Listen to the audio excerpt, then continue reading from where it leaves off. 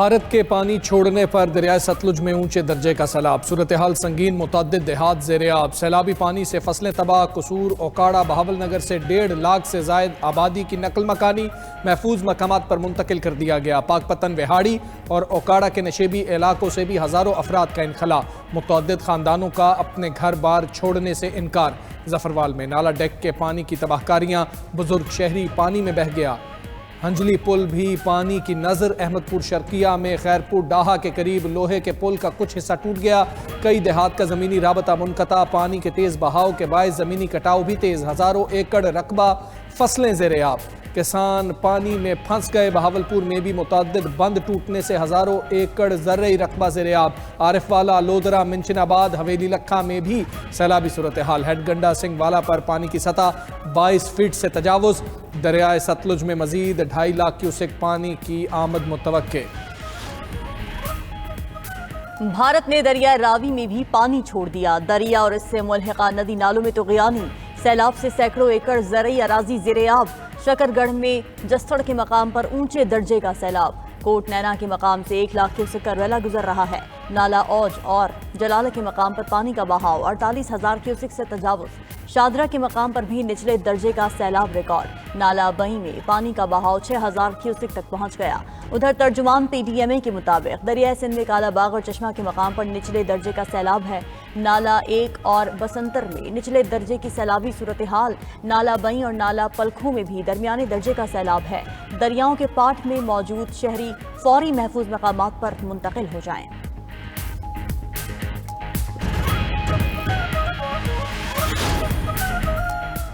پاکستان میں اگلے سال 22% زیادہ بارشیں ہوں گی، ملک کے 47% گلیشیئرز پگھل چکے ہیں، 2% ٹیمپریچر بڑھا تو 65% گلیشیئر پگھل جائیں گے۔ Chairman N D M A lieutenant general Inam Haider کی پبلک اکاؤنٹس کمیٹی کے اجلاس میں بریفنگ، کہا کہ ستلج کے علاقے سے 1.5 لاکھ افراد کو نکالا جا چکا ہے، ملک بھر کے نشیبی علاقوں کو خالی کروانے کی ضرورت ہے، آنے والا سال بدقسمتی سے زیادہ مشکل ہوگا، موسمیاتی تبدیلی سے ملک کو 10 بڑے نقصانات ہو سکتے ہیں، موسمیاتی تبدیلی سے پاکستان کو سالانہ $4 ارب کا نقصان ہو رہا ہے، ہمیں موسمیاتی تبدیلی کو نیشنل سیکیورٹی کے طور پر لینا ہوگا، موٹر وے کی طرح اہم دریاؤں پر رائٹ آف دا وے مقرر کر دیں۔ پنجاب بھر میں وقفے سے بارشوں کا سلسلہ جاری، صوبائی دارالحکومت لاہور میں بادل جم کر برسے، آسمان پر بادلوں کے ڈیرے، گجرانوالہ اور سیالکوٹ میں بھی وقفے سے بارش، ساہیوال، قصور اور گرد و نواح میں بھی بارش کی وجہ سے نشیبی علاقے زیر آب آ گئے، شکر گڑھ میں موسلادھار بارش سے نشیبی علاقے زیر آب، مرکزی شاہراہیں بارش کے پانی میں ڈوب گئیں، گھروں میں پانی داخل ہونے سے شہری پریشان، لاہور کے چھپا گاؤں میں گھر کی چھت گرنے سے 2 افراد جاں بحق، 1 زخمی، کوٹ رادھا کشن میں چھت گرنے سے نوجوان دم توڑ گیا، شکر گڑھ کے مقامی گاؤں میں مکان کی چھت گرنے سے خاتون جاں بحق، 3 بچے زخمی، ظفروال میں بھی چھت گرنے سے 4 افراد زخمی ہوئے۔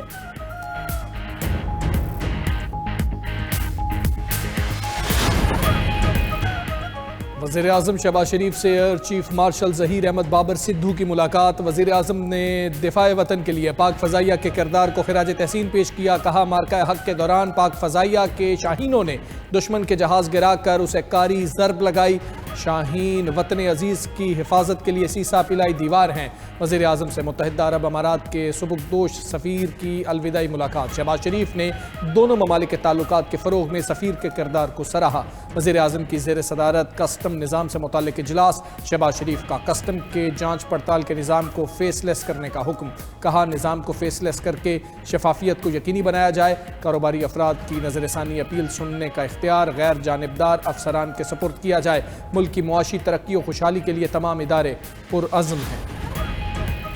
وزیر خارجہ اسحاق ڈار کی جدہ میں ترک وزیر خارجہ حکام فیدان سے ملاقات، اسحاق ڈار نے عالمی مسائل میں قائدانہ کردار پر ترکی کو خراج تحسین پیش کیا، دونوں وزراء خارجہ کا غزہ میں انسانی بحران اور قحط پر تشویش کا اظہار، ترجمان دفتر خارجہ کے مطابق دونوں رہنماؤں نے فلسطین کے ساتھ یکجہتی کا اعادہ بھی کیا، غزہ میں فوری انسانی امداد پہنچانے کی ضرورت پر زور دیا، دونوں وزراء خارجہ نے پاک ترکی تعلقات مزید مضبوط بنانے پر اتفاق کیا، اسحاق ڈار کی جدہ میں سعودی اور ایرانی ہم منصبوں سے ملاقاتیں بھی ہوئیں۔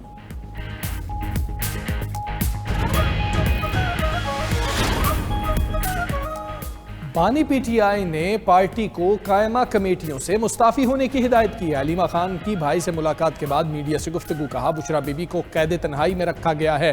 سلمان اکرم راجہ سے میری کوئی تلخ کلامی نہیں ہوئی۔ سلمان اکرم راجہ کا اپنا کوئی مسئلہ ہوگا، سمجھ نہیں آئی میرے بچوں کو کیوں اٹھایا۔ ان گرفتاریوں سے ہمیں کوئی فرق نہیں پڑتا۔ عظمیٰ خان بولی، ہمیں بانی پی ٹی آئی نے واضح کہا تھا ضمنی الیکشن نہیں لڑنا، سیاسی کمیٹی کوئی اور فیصلہ کرتی ہے تو اس کا مطلب ہے ناجائز نااہلیوں کو جواز مل جائے گا۔ بانی پی ٹی آئی سے بڑے عرصے بعد پوری فیملی اور وکلا کی تفصیلی ملاقات ہوئی۔ ان کا ٹی وی اور اخبارات بھی بحال ہیں۔ ایسا ہونا خوش آئند ہے۔ ناجائز سزاؤں، نااہلیوں اور گرفتاریوں سے صرف دوریاں بڑھیں گی۔ Chairman P T I barrister Gohar کی میڈیا سے گفتگو، بولے سلمان اکرم راجہ نے استعفیٰ نہیں دیا، صرف اعلان کیا تھا، اس لیے منظوری کا سوال ہی پیدا نہیں ہوتا۔ بدقسمتی سے پارٹی کے اندر سے کوئی نہ کوئی چیز باہر آتی ہے جس سے تنازع کھڑا ہوتا ہے۔ بیرسٹر گوہر نے کہا کہ اگلے ماہ پشاور میں بڑا جلسہ کرنے کا اعلان کیا جائے گا۔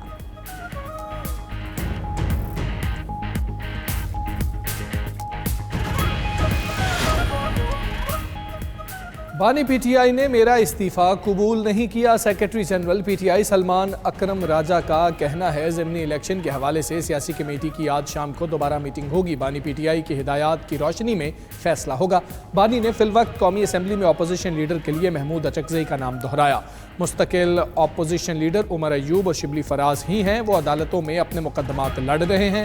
ذرائع کے مطابق سلمان اکرم راجہ نے علیمہ خان سے تلخ کلامی کے بعد سیکرٹری جنرل کا عہدہ چھوڑنے کا فیصلہ کیا تھا۔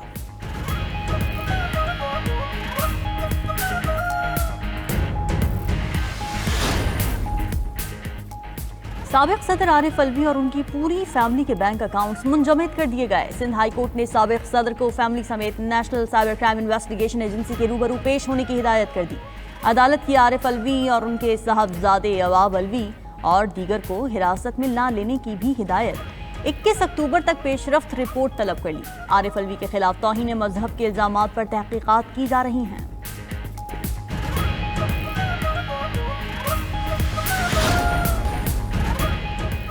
بلوچستان حکومت نے بینک آف بلوچستان کے قیام کا اعلان کر دیا۔ وزیر اعلیٰ بلوچستان سرفراز بگٹی کی زیر صدارت اجلاس میں ابتدائی فیزیبلٹی رپورٹ پیش۔ وزیر اعلیٰ بلوچستان نے ایک ہفتے میں آپریشنل پلان مرتب کرنے کی ہدایت کر دی۔ کہا کہ بلوچستان کے عوام جلد خوشخبری سنیں گے۔ بینک آف بلوچستان کے قیام سے معیاری بینکنگ سہولیات ملیں گی۔ نئے بینک کے ذریعے صوبے میں معاشی سرگرمیوں کو فروغ ملے گا۔ بینک آف بلوچستان معیشت میں تاریخی سنگ میل ثابت ہوگا۔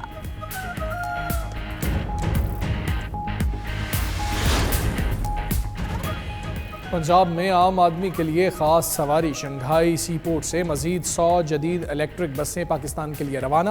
وزیر اعلیٰ پنجاب مریم نواز کا کہنا ہے کہ پنجاب کے ہر ضلع میں دسمبر تک الیکٹرک بسیں چل رہی ہوں گی۔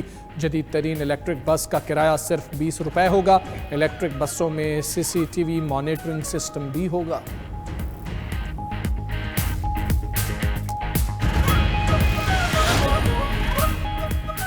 وزیر اعلیٰ سندھ مراد علی شاہ سے ورلڈ بینک کی نئی کنٹری ڈائریکٹر کی ملاقات۔ ورلڈ بینک کے ساتھ سندھ میں جاری اور نئے منصوبوں پر غور کیا گیا۔ ترجمان وزیر اعلیٰ سندھ کے مطابق سندھ میں ورلڈ بینک کے تعاون سے 13 منصوبوں پر کام جاری ہے۔ ورلڈ بینک نے منصوبوں کے لیے $3,864 ملین سے $1,664 ملین جاری کیے ہیں۔ ادھر وزیر اعلیٰ سندھ مراد علی شاہ کی ہدایت پر کراچی میں 150 سالہ قدیم درخت بحال کر دیا گیا۔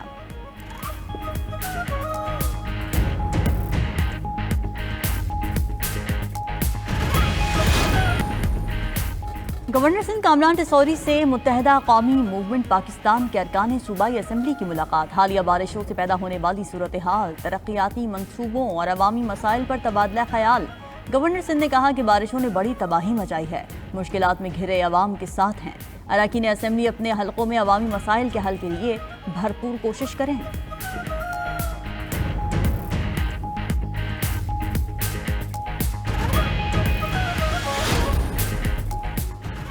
حماس کی جانب سے جنگ بندی معاہدے کی تجاویز منظور کیے 1 ہفتہ ہو گیا، اسرائیل کا جواب تاحال موصول نہیں ہوا۔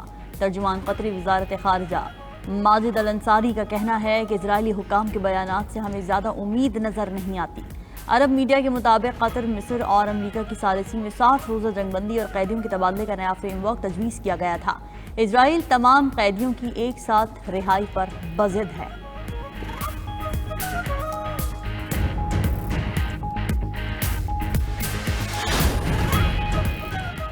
آسٹریلیا نے ایران پر سڈنی اور میلبرن میں 2 یہود مخالف حملوں کا الزام لگا دیا۔ آسٹریلوی وزیر اعظم اینتھنی البانیز کا ایرانی سفیر کو ملک بدر کرنے کا اعلان، کہا کہ خفیہ ادارے کے پاس ٹھوس شواہد ہیں کہ حملے ایرانی حکومت کی ہدایت پر کیے گئے۔ ادھر تہران میں آسٹریلوی سفارتخانہ بند کر کے عملے کو محفوظ مقام پر منتقل کر دیا گیا۔ آسٹریلوی حکومت کی ایران کے پاسداران انقلاب کو دہشت گرد تنظیم قرار دینے کی تیاری۔